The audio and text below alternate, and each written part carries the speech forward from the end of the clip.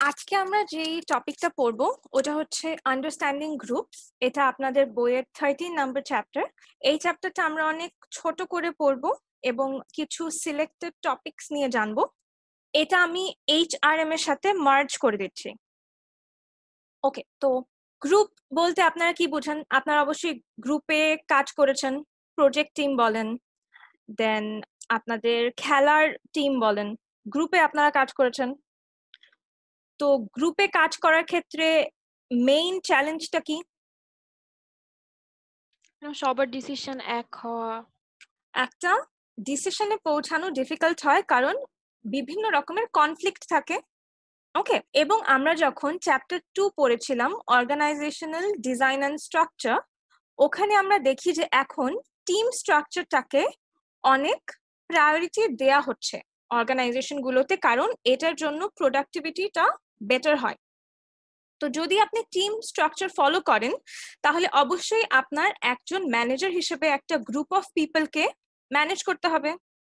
তো আপনি যদি গ্রুপ অফ পিপলকে ম্যানেজ করেন তাহলে আপনার জানতে হবে যে এটার রিয়ালিটি এবং চ্যালেঞ্জেস কি এখন। ওকে, তো গ্রুপ কি? এখানে একটা ডেফিনেশন বলা আছে যে যখন two or more interacting and interdependent individuals who come together to achieve a particular goal. আচ্ছা, এখন আপনি আমাকে বলেন যে একটা অর্গানাইজেশনের জন্য কয়জন প্রয়োজন ছিল ন্যূনতম? মনে আছে আপনাদের? 3 জন। একটা অর্গানাইজেশন ক্রিয়েট করার জন্য ন্যূনতম 3 জনের প্রয়োজন ছিল, কিন্তু একটা গ্রুপের জন্য ন্যূনতম 2 জন প্রয়োজন। ঠিক আছে, তো গ্রুপ 2 রকম হতে পারে। আমি যদি নর্মাল এক্সাম্পল দিয়ে আপনাদেরকে বলি তাহলে ধরেন আমি একটা অ্যাসাইনমেন্টের জন্য আপনাদেরকে বললাম যে আপনারা রোল ওয়াইজ গ্রুপ করবেন, তাহলে এটা হচ্ছে ফর্মাল গ্রুপ। আর আপনাদের যেই ফ্রেন্ডস এর গ্রুপগুলো আছে, যেটা আপনাদের সোশ্যাল নিডের জন্য আপনারা ক্রিয়েট করে থাকেন বা বন্ডের জন্য, ওগুলা হচ্ছে ইনফর্মাল গ্রুপ। তো অর্গানাইজেশনের পার্সপেক্টিভে এখানে বলা আছে যে যেই গ্রুপগুলো অর্গানাইজেশনের স্ট্রাকচার দ্বারা ডিফাইন্ড হয় এবং যে কোনো একটা ওয়ার্ক অ্যাসাইনমেন্ট কমপ্লিট করার জন্য তৈরি করা হয়, ওগুলো হচ্ছে ফর্মাল গ্রুপ। আর যেই গ্রুপগুলো ইন্ডিপেন্ডেন্টলি ফর্ম হয় টু মিট সোশ্যাল নিডস, ওগুলো হচ্ছে ইনফর্মাল গ্রুপ। তো ফর্মাল গ্রুপের কতগুলো এক্সাম্পল আছে, এটা আপনাদের বইও আছে কিন্তু আপনাদের ডিটেলস পড়তে হবে না, আমি শুধু আপনাদেরকে জানানোর জন্য বলছি। 4 রকমের ফর্মাল গ্রুপ আছে। একটা হচ্ছে task, cross functional, self managed and command group. তো টাস্ক গ্রুপ হচ্ছে যে কোনো একটা স্পেসিফিক টাস্কের জন্য যে গ্রুপটা ফর্ম করা হয়। ক্রস ফাংশনাল কোনটা? আপনারা ক্রস ফাংশনাল পড়েছিলেন, ক্রস ফাংশনাল, ক্রস হায়ারার্কিয়াল। বলতে পারবেন কেউ ক্রস ফাংশনাল কখন হয়? আমি মনে আচ্ছা, ধরেন ওইসব গ্রুপগুলো যেখানে ডিফারেন্ট ডিফারেন্ট এরিয়া থেকে নলেজেবল এবং স্কিলফুল ইন্ডিভিজুয়ালকে একত্রে করে যে গ্রুপটা করা হয়। ওকে, কমান্ড গ্রুপ হচ্ছে যে কোনো একজন লিডার থাকবে এবং তার কাছে আপনি রিপোর্ট করবেন এবং ওই গ্রুপটা ডিটারমাইন্ড হবে অর্গানাইজেশনাল কিছু চার্ট বা রুল দিয়ে। আরেকটা হচ্ছে সেলফ ম্যানেজড গ্রুপ বা টিম। এটা হচ্ছে যে আপনি আপনার কাজটা করার পরে অ্যাডিশনাল ম্যানেজারিয়াল রেসপন্সিবিলিটিও বিয়ার করবেন। তো এটা জাস্ট আমি আপনাকে জানানোর জন্য বললাম, এটা আপনাদের ডিটেলস পড়তে হবে না। তো এখন আপনি আমাকে বলেন গ্রুপ এবং টিমের মধ্যে পার্থক্য কি? কোনো পার্থক্য আছে গ্রুপ এবং টিমের মধ্যে? Work group and work team. আচ্ছা, ওয়ার্ক গ্রুপে একটা ক্লিয়ার লিডার থাকে, কিন্তু ওয়ার্ক টিমে লিডারশিপ রোলটা শেয়ার্ড হয়। এটা হচ্ছে একটা পার্থক্য। আরেকটা হচ্ছে ওয়ার্ক টিমে কাজগুলো কালেকটিভলি হয় এবং গ্রুপে কাজগুলো ইন্ডিভিজুয়ালি হয়। মানে হচ্ছে টিমে কি কাজটা করা হবে এবং কিভাবে করা হবে এটা সবাই মিলে ঠিক করে, কিন্তু গ্রুপে গ্রুপ লিডার সবকিছু ঠিক করে কাজগুলো ডেলিগেট করে দেয়। ওকে, দেন আসছে হচ্ছে স্টেজেস অফ গ্রুপ ডেভেলপমেন্ট। তো আপনাদের মধ্যে একজন বলেছিলেন যে কোনো একটা ডিসিশনে আসতে অনেক ডিফিকাল্ট হয়, এটা হচ্ছে one of the main challenges. তো এটা কেন হয়? এটার আরেকটা কারণ হচ্ছে যে যখন একটা গ্রুপে একের অধিক লিডার ফিগার থাকে, ধরেন আপনার গ্রুপ 5 জনের এবং 5 জনই হচ্ছে লিডার, তাহলে কিন্তু আপনার গ্রুপে কাজ হবে না, কারণ সবাই কর্তৃত্ব স্থাপন করতে চাবে এবং তার ওয়ে এবং তার ডিসিশনটা যেন প্রায়োরিটি পায় এইটা এক্সপেক্ট করবে এবং এইটা যেন হয় এটা এনশিওর করার চেষ্টা করবে। ওকে, তো এখন আমরা স্টেজেস অফ গ্রুপ ডেভেলপমেন্টে আসি। রিসার্চে দেখা গিয়েছে যে গ্রুপ 5টা স্টেজ দ্বারা ডেভেলপড হয়: ফর্মিং, স্টর্মিং, নর্মিং, পারফর্মিং অ্যান্ড অ্যাডজর্নিং। তো এই স্টেজগুলো আপনারা এক্সপেরিয়েন্সও করেছেন আই গেস যে কোনো গ্রুপ প্রজেক্টে। যেমন ধরেন আপনাদেরকে যদি আমি এখন যে কোনো র্যান্ডম 5 জনকে একটা গ্রুপ করে দেই, তাহলে প্রথমে আপনারা কি করবেন? গ্রুপটাতে জয়েন করবেন। এরপরে আপনারা বোঝার চেষ্টা করবেন যে আমি যে গ্রুপটা করে দিলাম এটার পারপাস কি, এটা স্ট্রাকচার কি এবং এখানে লিডার কি। তার মানে হচ্ছে যে অ্যাজ আ গ্রুপ আপনারা কি করবেন, আপনাদের মধ্যে হায়ারার্কিয়াল যে স্ট্রাকচারটা ওটা কি এবং আপনাদের মধ্যে লিডার কে। এরপরে ফার্স্টে আপনাদের মধ্যে অনেক কনফ্লিক্ট হবে, মেইনলি যে লিডার কে এটা নিয়ে বা কাজটা কিভাবে করবেন এটা নিয়ে। তো ওটা হচ্ছে স্টর্মিং স্টেজ। তো এগুলো যখন সর্ট আউট হয়ে যাবে তখন নর্মিং স্টেজ স্টার্ট হবে, মানে আপনাদের গ্রুপের মধ্যে ক্লোজ রিলেশনশিপ ডেভেলপ হওয়া স্টার্ট করবে। যখন নর্মিং স্টেজ কমপ্লিট হয়ে যাবে তখন পারফর্মিং স্টেজ শুরু হবে। এটা হচ্ছে একটা fully functional structure of a group, মানে তখন আপনারা অ্যাকচুয়ালি কাজটা করা শুরু করবেন। এরপরে আসছে অ্যাডজর্নিং। এই স্টেজটা তখন হয় যখন আপনারা টেম্পোরারি গ্রুপ ক্রিয়েট করেন। পার্মানেন্ট গ্রুপের ক্ষেত্রে অ্যাডজর্নিং স্টেজটা আসে না। অ্যাডজর্নিং হচ্ছে যে যখন আপনার কাজটা শেষ হয়ে যাবে তখন আপনার গ্রুপটা ডিসব্যান্ড হয়ে যাবে, মানে যে পার্টিকুলার টাস্কটা করার জন্য আপনার গ্রুপটা ক্রিয়েট করা হয়েছে ওইটা যখন কমপ্লিট হয়ে যাবে then you will disband the group. Okay, আচ্ছা আমি এটা একবার পড়ে দিচ্ছি। ফর্মিং এ এখানে বলছে যে it consist of 2 phases. First হচ্ছে you will join the group, second হচ্ছে you will define the purpose, structure and leadership. Storming হচ্ছে আপনাদের মধ্যে কনফ্লিক্ট হবে about who will control the group and what the group needs to be doing. Norming হচ্ছে close relationship develop as the group becomes cohesive and establishes norms for acceptable behavior. Performing, a fully functional group structure allows the group to focus on performing the task in hand. And adjourning, the group prepares to disband and no longer concerned with high level of performance. এই লাইনগুলো বুঝতে কি আপনাদের কোনো problem আছে? না miss. আচ্ছা, এখন দেখেন এটা অলওয়েজ জরুরি না যে এই 5টা সিকোয়েন্সিয়ালি সকল গ্রুপে ফলো করা হবে। এরকমও হতে পারে যে কিছু কিছু গ্রুপে স্টর্মিং এবং পারফর্মিং একসাথে হচ্ছে। ওকে, তো এটাও অ্যাজিউম করা যাবে না যে প্রত্যেকটা গ্রুপ প্রিসাইসলি এই প্রসেসটাই ফলো করে, but this gives a general framework যেটা হেল্প করে ম্যানেজারদের টু আইডেন্টিফাই যে গ্রুপটা এখন কোন স্টেজে আছে, যেন ওই গ্রুপের প্রবলেমগুলা ইজিলি বোঝা যায় এবং ওটা সলভ করা যায়। তো এই জিনিসটা এখানে একটা চিত্র দিয়ে বোঝানো হয়েছে। প্রথমে দেখেন ফর্মিং মানে তারা মাত্র জয়েন করেছে এবং তারা সবাই ছিন্ন বিচ্ছিন্ন।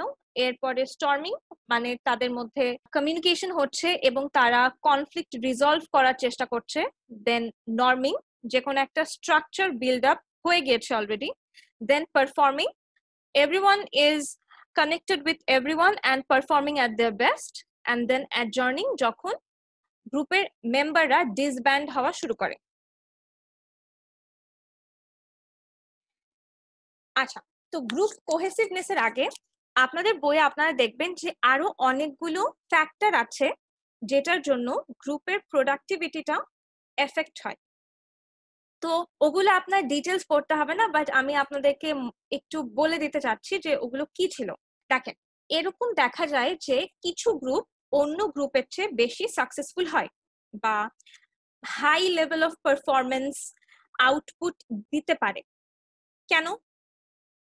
অবশ্যই এটার কোনো কারণ আছে, কারণ কিছু কিছু ভ্যারিয়েবল আছে, যেমন role, norm, conformity, group size, group cohesiveness. আচ্ছা, তো রোল কি? রোল হচ্ছে যে আপনার কাছ থেকে কি কাজটা আমি এক্সপেক্ট করছি।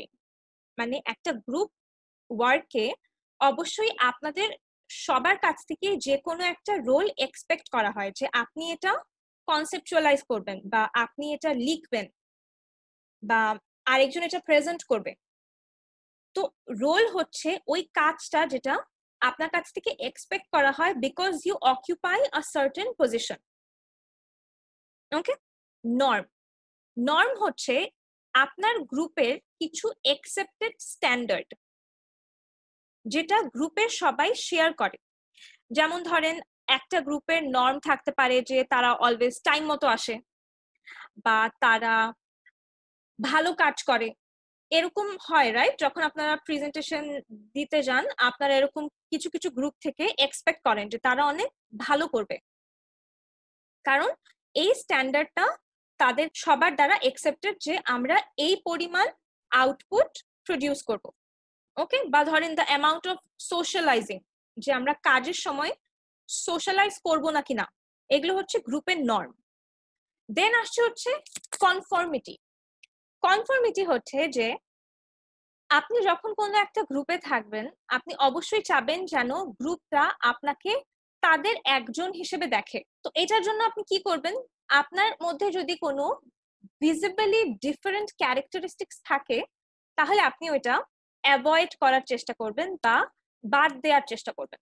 এটার কারণ হচ্ছে যে normally people find it more pleasant to agree than to be problematic or disruptive. Okay. Then আসছে হচ্ছে গ্রুপ সাইজ। তো গ্রুপ সাইজ নিয়ে অ্যামাজনের যে সিইও, তার খুবই মজার একটা উক্তি আছে। ওটা হচ্ছে যে গ্রুপ সাইজ এরকম হওয়া উচিত যেন only 2 pizzas are needed to feed the group। মানে নর্মাল গ্রুপ সাইজ 5 থেকে 7 জনের মধ্যে সবচেয়ে বেশি প্রোডাক্টিভ, এবং রিসার্চ ইন্ডিকেট করে যে যখন স্মল গ্রুপ হয় তখন কাজগুলো ফাস্টার হয় দেন দ্য লার্জ ওয়ান্স। কিন্তু যখন কোনো অনেক বড় প্রবলেম সলভিং এর কাজ আসে, তখন লার্জ গ্রুপ বেশি প্রোডাক্টিভ হয়, কারণ অবশ্যই মোর হেডস, মোর আইডিয়াস। আচ্ছা, তো আমি যে 4টা ভ্যারিয়েবলের কথা বলেছি, এই 4টা ভ্যারিয়েবল আপনারা বুঝতে পেরেছেন? রোল, নর্মস, গ্রুপ থিঙ্ক এবং সাইজ। জি মিস। আচ্ছা, এটা আপনাদের ডিটেলস পড়তে হবে না, আপনারা শুধু ওই জিনিসগুলোই বই থেকে ডিটেলস পড়বেন যেগুলো আমার স্লাইডে আছে। ওকে, তো আমরা যেটা পড়বো ওটা হচ্ছে কোহেসিভনেস। কোহেসিভনেস অনেক ইম্পর্টেন্ট এবং এটা আমরা পড়বো কারণ হচ্ছে কোহেসিভনেস এর সাথে ডিরেক্টলি গ্রুপ প্রোডাক্টিভিটি কানেক্টেড। আচ্ছা, আগে দেখি কোহেসিভনেস কি। কোহেসিভনেস হচ্ছে the degree to which members are attracted to a group and share the group goals। একটা গ্রুপ যত বেশি কোহেসিভ হবে, ওইটা তত বেশি ইফেক্টিভ এবং প্রোডাক্টিভ হবে, এবং যত লেস কোহেসিভ হবে তত কম হবে। ওকে। তো এখানে একটা ম্যাট্রিক্স দিয়ে বোঝানো হয়েছে যে the relationship between কোহেসিভনেস and productivity. এটা যদি এক্সামে আসে তাহলে আপনার 4টা ব্লকই এক্সপ্লেইন করার প্রয়োজন নেই, আপনারা যে কোনো 2টা ব্লক এক্সপ্লেইন করতে পারেন, প্রিফারেবলি উপরের 2টা ব্লক করতে পারেন। ওকে। তো এখানে দেখেন, এখানে বলছে যে একটা গ্রুপের মেম্বার যত বেশি কোহেসিভ হবে তত বেশি সে অর্গানাইজেশনাল গোলগুলো ফলো করবে। যদি অর্গানাইজেশনাল গোলগুলো ডিজায়ারেবল হয়, তাহলে একটা কোহেসিভ গ্রুপ একটা নন কোহেসিভ গ্রুপের থেকে বেশি প্রোডাক্টিভ হবে। আমি যে লাইনটা বলেছি আপনারা কি বুঝতে পেরেছেন? ম্যাডাম আরেকবার একটু বলেন। আচ্ছা, দেখেন, এই সাইডে হচ্ছে আমার গ্রুপ কোহেসিভনেস, এই সাইডে হচ্ছে আমার গ্রুপ এবং অর্গানাইজেশনাল গোলের মধ্যে যেই অ্যালাইনমেন্ট, বা ধরেন গ্রুপের জন্য গোল ডিজায়ারেবিলিটি। ওকে, তো যত বেশি কোহেসিভ হবে একটা গ্রুপ, তত বেশি তারা এই গোলগুলো ফলো করার চেষ্টা করবে। ওকে, এবং এখান থেকে আমি দেখতে পাচ্ছি যে একটা হাই কোহেসিভ গ্রুপ একটা লো কোহেসিভ গ্রুপের থেকে বেশি প্রোডাক্টিভিটি শো করতে পারে যদি তাদের গোল ডিজায়ারেবিলিটি হাই হয়। ওকে, জি ম্যাডাম। আচ্ছা, দেন আসছে হচ্ছে, দেখেন, যদি কোহেসিভনেস হাই হয় কিন্তু অ্যাটিটিউড আনফেভারেবল হয়, মানে হচ্ছে যে কোহেসিভনেস বলতে আমরা বলছি যে কতটুকু অ্যাট্রাক্টেড তুমি ওই গ্রুপটার প্রতি। কিন্তু যদি এরকম হয় যে কোনো একটা গ্রুপে এরকম ইন্টারনাল কনফ্লিক্ট থাকে, তাহলে কিন্তু অবশ্যই পরে গিয়ে কাজের ক্ষেত্রে প্রবলেম হবে, বিশেষ করে রোল নিয়ে বা লিডারশিপ নিয়ে। তো সেক্ষেত্রে গ্রুপ কোহেসিভ হাই থাকা সত্ত্বেও আমার অর্গানাইজেশনাল গোলের প্রতি যেই কমিটমেন্টটা ওটা কম থাকে এবং প্রোডাক্টিভিটি ডিক্রিজ হয়। এবং যদি দুটো প্যারামিটারই লো থাকে তাহলে প্রোডাক্টিভিটির উপর কোনো সিগনিফিকেন্ট ইফেক্ট থাকে না। আচ্ছা, আমি এটা আরেকটা উদাহরণ দিয়ে আপনাকে বলি, যে ধরেন আপনার একটা গ্রুপে আপনাদের গ্রুপ মেম্বারের সাথে অনেক প্রবলেম। ওকে, মানে কি আপনার কোহেসিভনেস লো, কিন্তু আপনাকে যে কাজটা অ্যাসাইন করা হয় ওইটা আপনার কাছে টপ প্রায়োরিটি পায় এবং আপনি সর্বোচ্চ চেষ্টা করে কাজটা ঠিকভাবে করেন এবং প্রপার আউটপুট প্রডিউস করেন, তো আপনার প্রোডাক্টিভিটি মডারেটলি ইনক্রিজ থাকবে। ওকে, কিন্তু যদি এটা দেখা যায় যে সারফেসে যদিও আপনার গ্রুপ কোহেসিভনেস বেশি কিন্তু আপনার ইন্টারনাল কনফ্লিক্ট আছে, তখন আমি এটা করব বা আমি লিডার এটা স্থাপন করা বেশি জরুরি হয় অর্গানাইজেশনাল গোলের চেয়ে। সেক্ষেত্রে আপনার প্রোডাক্টিভিটিটা কমে যায়। আমি যদি রিয়েল লাইফ সিনারিও দিয়ে আপনাদেরকে বোঝাতে চাই তাহলে এই দুটো বক্সের এক্সাম্পল হচ্ছে এটা। আর হাই হাই এবং লো লো তো নর্মালি এক্সপ্লেনেবল। আপনার এই চারটা সিচুয়েশন বুঝতে পেরেছেন? আমি আবার বলবো। না ম্যাডাম, ঠিক আছে, বুঝতে পেরেছি। আচ্ছা, দেন আসছে হচ্ছে কনফ্লিক্ট। তো একটা গ্রুপের সবচেয়ে বড় যে প্রবলেমটা হয় ওটা হচ্ছে ওখানে কনফ্লিক্ট অ্যারাইজ হয় এবং ওটাকে ম্যানেজ করতে হয়। তো কনফ্লিক্ট ম্যানেজ করার কতগুলো ওয়ে আছে এবং এটা একটা খুবই ইম্পর্টেন্ট গ্রুপ প্রসেস, যে একটা গ্রুপ কিভাবে কনফ্লিক্টটাকে ম্যানেজ করে, কারণ এটার উপরে তাদের প্রোডাক্টিভিটি এবং এফিসিয়েন্সি ডিপেন্ড করছে। তো কনফ্লিক্ট কি? কনফ্লিক্ট হচ্ছে perceived incompatible differences resulting in some form of interference or opposition. আমি ডেফিনেশন লিখতে দিব না, কিন্তু আপনারা তাও একটু পড়ে রাখবেন। তো তিনটা ভিউ আছে রিগার্ডিং কনফ্লিক্ট। প্রথমটা হচ্ছে ট্রেডিশনাল ভিউ, যেখানে বলা হয় যে কনফ্লিক্ট সর্বক্ষেত্রে অ্যাভয়েড করতে হবে এবং কনফ্লিক্ট হওয়া মানে গ্রুপের মধ্যেই প্রবলেম আছে, মানে এটা কোনো পজিটিভ আউটলুক না কনফ্লিক্টের জন্য। এটা হচ্ছে ট্রেডিশনাল ভিউ। 2 নাম্বার হচ্ছে হিউম্যান রিলেশনস ভিউ, যেটা বলে যে কনফ্লিক্ট অ্যারাইজ হওয়া একটা গ্রুপের মধ্যে ন্যাচারাল এবং ইনএভিটেবল, মানে এটা হবেই এবং এটা এরকম কোনো কিছু না যেটা আপনার জোর করে বাদ দিতে হবে। এটা একটা পজিটিভ ফোর্স হিসেবে কাজ করে এবং যখন কনফ্লিক্ট অ্যারাইজ হয় তখন গ্রুপের পারফরমেন্স বেটার হওয়ার চান্সেস বেশি থাকে। তো it has the potential to be a positive force. 3 number হচ্ছে ইন্টারঅ্যাকশনিস্ট ভিউ। এখানে বলছে যে কনফ্লিক্ট পজিটিভ এবং absolutely necessary for effective group performance, কিন্তু এই ভিউটা কিন্তু কনফ্লিক্টকে, মানে সব রকমের কনফ্লিক্টকে একসেপ্ট করে না। মানে হচ্ছে কনফ্লিক্ট 2 রকমের হতে পারে এবং এই 2 রকমের কনফ্লিক্টের মধ্যে কেবলমাত্র একটা কনফ্লিক্টকেই ইন্টারঅ্যাকশনিস্ট ভিউ সাজেস্ট করে যেটা ভালো। ওটা হচ্ছে ফাংশনাল কনফ্লিক্ট।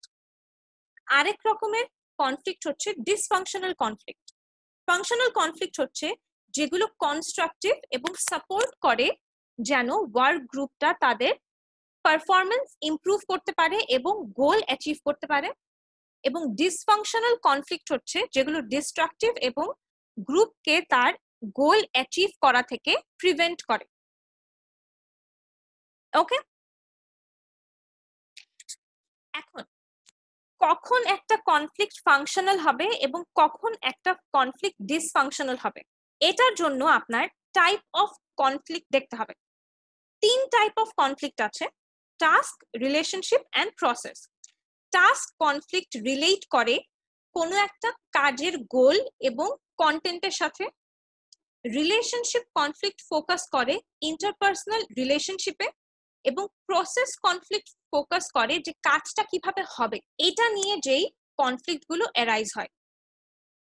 রিসার্চ শোজ যে রিলেশনশিপ কনফ্লিক্ট গুলো অলমোস্ট অলওয়েজ ডিসফাংশনাল হয়, কারণ যখন আপনার কারোর সাথে পার্সোনাল প্রবলেম থাকে বা পার্সোনালিটি ক্ল্যাশ থাকে তখন মিউচুয়াল আন্ডারস্ট্যান্ডিং ডিফিকাল্ট হয়ে যায় এবং ওই কাজটা আর হয় না। কিন্তু low level of task conflict এবং process conflict functional. Process conflict যদি আপনি প্রোডাক্টিভ করতে চান তাহলে ওটা অবশ্যই লো হতে হবে, কারণ যদি আপনার ইন্টেন্স আর্গুমেন্ট হয় তাহলে এটা ডিসফাংশনাল হয়ে যেতে পারে। আপনারা কি এই পার্টটুকু বুঝতে পেরেছেন? ম্যাম কোনটা ডিসফাংশনাল হতে পারে, লাস্টে কি বলছেন ম্যাম? বলেছি যে প্রসেস কনফ্লিক্ট যখন মিনিমাল হয় তখন এটা প্রোডাক্টিভ, মানে কাজটা কিভাবে হবে এটা নিয়ে যদি মিনিমাল অ্যামাউন্ট অফ কনফ্লিক্ট হয় তাহলে এটা প্রোডাক্টিভ। কিন্তু যদি এটা হাই হয়ে যায় তাহলে ইন্টেন্স আর্গুমেন্ট হতে পারে, তখন এটা ডিসফাংশনাল হয় এবং টাস্কের যে অ্যাসাইনমেন্ট ওইটার জন্যই আনসার্টেনিটি অ্যারাইজ করে, তো এই কাজটাই আর হয় না। তো প্রসেস কনফ্লিক্ট যখন লো হবে তখনই এটা ফাংশনাল হবে। বুঝতে পেরেছেন চমক? জি জি ম্যাম। জি। দেন আসছে হচ্ছে টাস্ক কনফ্লিক্ট। টাস্ক কনফ্লিক্ট যদি লো টু মডারেট থাকে তাহলে এটার একটা পজিটিভ ইফেক্ট থাকে গ্রুপ পারফরমেন্সের উপরে, কারণ দেখেন এটা রিলেট করছে হচ্ছে গোল এবং কন্টেন্ট নিয়ে। তো আপনি যদি গোল এবং কন্টেন্ট নিয়ে ডিসকাশন করেন, স্টর্মিং করেন, তাহলে আপনার আইডিয়াস অ্যারাইজ হওয়া ইজিয়ার হবে, ইনোভেটিভ আইডিয়া বের হওয়ার চান্সেস বেশি থাকবে। তো low to moderate task conflict is also functional. Okay, তো এই জিনিসটা আমি একটা গ্রাফ দিয়ে দেখাতে পারি এবং এই জিনিসটা ইম্পর্টেন্ট। তো এখানে আমি 3টা সিচুয়েশন দেখতে পাচ্ছি দুটো প্যারামিটারের উপর ডিপেন্ড করে। কি কি? লেভেল অফ কনফ্লিক্ট এবং level of group performance. Graph থেকে দেখা যাচ্ছে যে যেটা 1 নাম্বার সিচুয়েশন, যেখানে লেভেল অফ কনফ্লিক্ট লো এবং লেভেল অফ গ্রুপ পারফরমেন্সও লো। এখানে বলছে এটা হচ্ছে ডিসফাংশনাল টাইপ অফ কনফ্লিক্ট, কারণ এটা তখন হয়, আমি যদি আপনাদেরকে উদাহরণ দিয়ে বলি, যে যখন গ্রুপ এরকম হয় যে তারা ইন্টারেস্টেডই না কাজটা করার জন্য এবং তারা কাজটা অন্য কাজ দিয়ে দিতে চায়। তো এই টাইপ অফ গ্রুপগুলোতে যেখানে গ্রুপ মেম্বাররা অ্যাপ্যাথেটিক হয়, মানে আনইন্টারেস্টেড হয়, unresponsive to change, lack of new ideas, এগুলো হচ্ছে গ্রুপের ইন্টারনাল ক্যারেক্টারিস্টিক্স যখন হয় তখন সিচুয়েশন এ অ্যারাইজ করে। সেখানে কনফ্লিক্ট কম হয় কারণ তারা কাজটাতে ইন্টারেস্টেডই না, স্টর্মিং হয় না, এবং এই টাইপ অফ কনফ্লিক্ট হচ্ছে ডিসফাংশনাল কারণ অবশ্যই এটা কনস্ট্রাকটিভ না এবং গোলটাকে অ্যাচিভ করতে হেল্প করছে না। So group performance is low. Then আমরা দেখছি সিচুয়েশন সি, যেখানে level of group performance low কিন্তু লেভেল অফ কনফ্লিক্ট হাই। এই ক্ষেত্রেও টাইপ অফ কনফ্লিক্ট ডিসফাংশনাল, কারণ এখানে কোনোভাবেই কোনো একটা ডিসিশনে পৌঁছানো পসিবল হয় না। এটা মোস্টলি অ্যারাইজ হয় যখন টু মেনি লিডার্স থাকে, কারণ একজন আরেকজনের সাথে কোঅপারেট করতে চায় না, ডিসরাপটিভ হয় এবং কেওটিক হয়, তখনও লেভেল অফ গ্রুপ পারফরমেন্স লো থাকে। তো তো অপটিমাল লেভেল অফ কনফ্লিক্ট যখন হয় উইচ ইজ সিচুয়েশন বি, তখন টাইপ অফ কনফ্লিক্ট হয় ফাংশনাল, যেটা আমি বলেছি যে টাস্ক হবে লো টু মডারেট এবং প্রসেস কনফ্লিক্ট হবে লো এবং রিলেশনশিপ কনফ্লিক্ট থাকবেই না। এক্ষেত্রে গ্রুপের যে ইন্টারনাল ক্যারেক্টারিস্টিক্স গুলো থাকবে ওগুলো হচ্ছে viable, self critical and innovative. মানে তারা স্টর্মিং এর মাধ্যমে যুক্তিযুক্ত পয়েন্টগুলোই উপস্থাপন করে এবং সবকিছু বিবেচনা করার পরে ইনোভেটিভ আইডিয়া যেন ক্রিয়েট হয় এটার দিকে খেয়াল রাখে, and also the group performance remains high. আচ্ছা, তো এই গ্রাফটা আপনারা এক্সপ্লেন করতে পারবেন? এক্সপ্লেনেশন অত বেশি লিখতে হবে না, কারণ অলরেডি এখানে সিচুয়েশন এবিসি দিয়ে নিচে লিখাই আছে, কিন্তু 2 থেকে 3 লাইনের মধ্যে 3টা সিচুয়েশন এক্সপ্লেন করতে পারবেন? জি ম্যাম, মোটামুটি পারবো। ঠিক আছে। আচ্ছা, আমরা এতক্ষণ কি কি পড়লাম? আমরা এতক্ষণ পড়লাম গ্রুপ, গ্রুপের টাইপ, দেন গ্রুপ কোহেসিভনেস, গ্রুপ কোহেসিভনেস এর সাথে প্রোডাক্টিভিটির সম্পর্ক যেটা ইম্পর্টেন্ট, দেন আমরা পড়েছি হচ্ছে কনফ্লিক্ট, কনফ্লিক্টের টাইপ, কনফ্লিক্ট কিভাবে ম্যানেজ করব এটা আমরা এখন করব। তো কনফ্লিক্ট ম্যানেজমেন্টের 5টা টেকনিক আছে। যখন গ্রুপ কনফ্লিক্ট লেভেল অনেক হাই হয় তখন ম্যানেজাররা এই 5টার মধ্যে যে কোনো একটা সিলেক্ট করে ডিপেন্ডিং অন দ্য সিচুয়েশন। প্রত্যেকটা অপশন প্রত্যেকটা সিচুয়েশনের জন্য অবশ্যই আইডিয়াল না, তো আমি সিচুয়েশনের উপর বেস করে যে কোনো একটা ইউজ করব। তো অপশনগুলো আমার কাছে কি? Avoiding, accommodating, compromising, forcing and collaborating. তো দেখেন এখানে এক্স অ্যাক্সিসে আছে হচ্ছে কোঅপারেটিভনেস এবং ওয়াই অ্যাক্সিসে আছে হচ্ছে অ্যাসার্টিভনেস। তো এখানে প্রথম যে টেকনিকটা আছে ওটা হচ্ছে avoiding, which is resolving conflicts by withdrawing from or suppressing them. এই টেকনিকটা সিম্পলি ইস্যুটাকে অ্যাভয়েড করে, মানে ইউ আর আনকোঅপারেটিভ অ্যান্ড আনঅ্যাসার্টিভ। আপনি নিজেকেও হেল্প করছেন না টু অ্যাচিভ ইয়োর ওন গোল এবং অন্য কাউকেও হেল্প করছেন না to achieve there goal. So this is the worst possible technique to resolve a conflict, কিন্তু কখনো কখনো এটা ইফেক্টিভ হতে পারে যখন ইস্যুটাকে অ্যাড্রেস করা এত ইম্পর্টেন্ট না, কারণ ইস্যুটা অনেক ছোট বা আপাতত অ্যাটমসফিয়ারে টেনশন ডিফিউজ করার জন্য কিছু টাইম দেয়া প্রয়োজন। এরকম ক্ষেত্রে ইস্যুটাকে অ্যাভয়েড করা বেটার, কিন্তু most of the time it is harmful to not to address an issue because এটা পরে গিয়ে আরো বেশি কমপ্লিকেটেড হতে পারে। এই টেকনিকটার মেইন যে প্রবলেমটা ওটা হচ্ছে যে এই স্ট্র্যাটেজিটা ইস্যুটাকে বা কনফ্লিক্টটাকে রিজলভ করার কোনো ওয়ে দেয় না। ওকে, দেন আসছে সেকেন্ড টেকনিক যেটা হচ্ছে ফোর্সিং। ফোর্সিং এ আমরা দেখতে পাচ্ছি এটা হচ্ছে হাই অ্যাসার্টিভ এবং লো কোঅপারেটিভ। মানে হচ্ছে যে আপনি একটা অ্যাসার্টিভ ওয়েতে বিহেভ করেন to achieve your own goal without wanting to cooperate with the other party বা on the expense of other party. স্লাইডে যেটা লেখা আছে তা হলো resolving conflicts by satisfying your own need at expense of another's. তো forcing appropriate তখন হবে যখন আপনার নিজেকে প্রোটেক্ট করতে হবে বা আপনার কুইক ডিসিশন মেক করতে হবে ইমার্জেন্সির জন্য। কিন্তু আপনি যদি এই টেকনিকটাকে ওভার ইউজ করেন তাহলে আপনার গ্রুপে আপনার আশেপাশে যেই মেম্বারগুলো থাকবে তারা অলওয়েজ ডিফিটেড ফিল করবে বা আনএম্পাওয়ার্ড, বুলডোজড ফিল করবে, which is not good obviously when you are in a group. তো এই স্ট্র্যাটেজিটাও একটা গ্রুপের কনফ্লিক্ট রিজলভ করার জন্য খুব একটা ইফেক্টিভ না। দেন আসছে হচ্ছে কম্প্রোমাইজিং, যেটা আমরা এই গ্রাফ থেকে দেখতে পাচ্ছি যে আপনি হাফ ওয়েতে আছেন, you are half way on being cooperative and half way on being assertive as well. মানে এক্ষেত্রে কনসেপ্টটা হচ্ছে এটা যে প্রত্যেকটা মেম্বারই কিছু না কিছু গিভ আপ করবে এবং কোনো মেম্বারই সবকিছু পাবে না। So this is a lose lose scenario.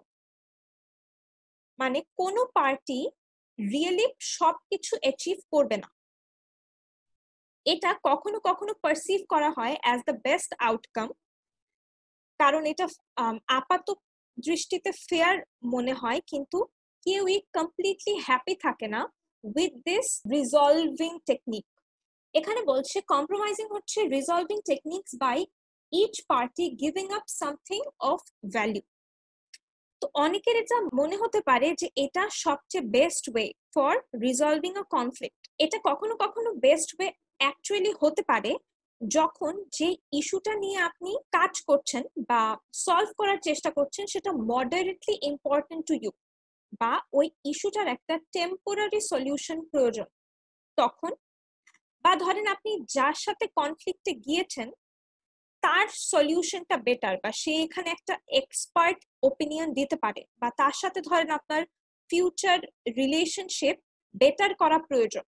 এসব ক্ষেত্রে কম্প্রোমাইজিং একটা ভালো টেকনিক হতে পারে, কিন্তু এটা বেশিরভাগ ক্ষেত্রে এরকম একটা ট্র্যাপ হিসেবে কাজ করে যে এটা একটা ইজি ওয়ে আউট মনে হয় আপনার, যদিও there is another option which is better than this, and that is collaborating. Then আসছে হচ্ছে আরেকটা টেকনিক যেটাকে আমরা বলছি অ্যাকোমোডেটিং, যেটা high on being cooperative and low on being assertive. মানে আপনি একটা হাই ডিগ্রিতে কোঅপারেট করেন at your own expense at most of the time. এক্ষেত্রে কি হয় যে আপনি আসলে নিজের গোল বা নিজের অবজেক্টিভের বিপরীতে কাজ করা শুরু করেন।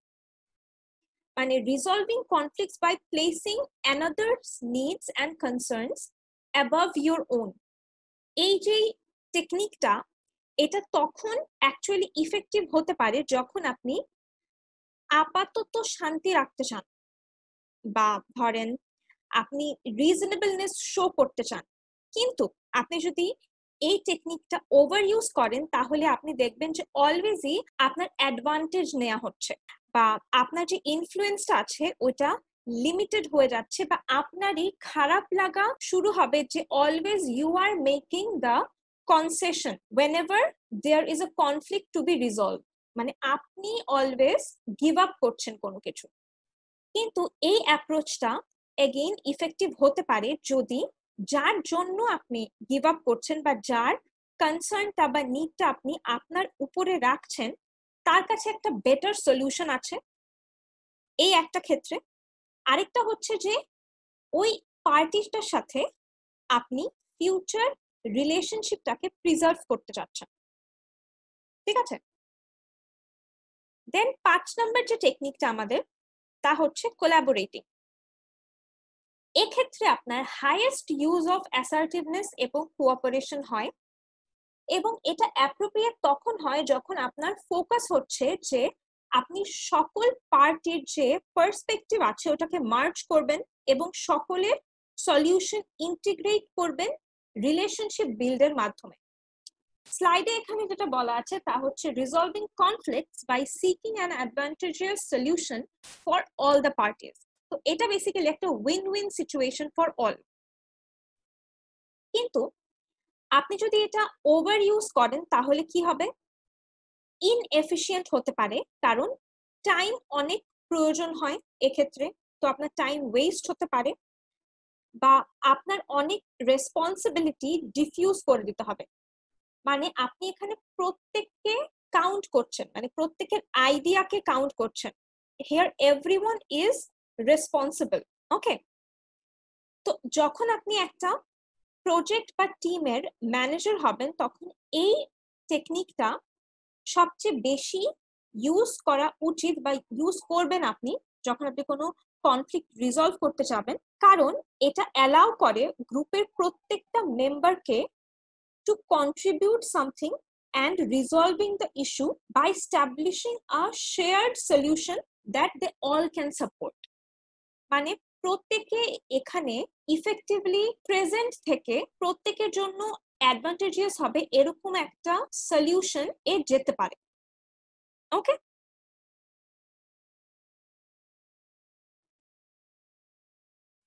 আচ্ছা, এখানে আমি আবার বলছি যে কোহেসিভনেস এন্ড প্রোডাক্টিভিটির মধ্যে রিলেশনশিপ এটা ইম্পর্টেন্ট, এবং কনফ্লিক্ট অ্যান্ড গ্রুপ পারফরমেন্স এটা ইম্পর্টেন্ট, এবং কনফ্লিক্ট ম্যানেজমেন্ট টেকনিক্স এটা ইম্পর্টেন্ট। আপনাদের আন্ডারস্ট্যান্ডিং গ্রুপস এই পার্টটা নিয়ে কোনো কোয়েশ্চেন আছে? না মিস, থ্যাংক ইউ। আচ্ছা, তাহলে আমি আজকের ক্লাসটা এখানেই শেষ করছি।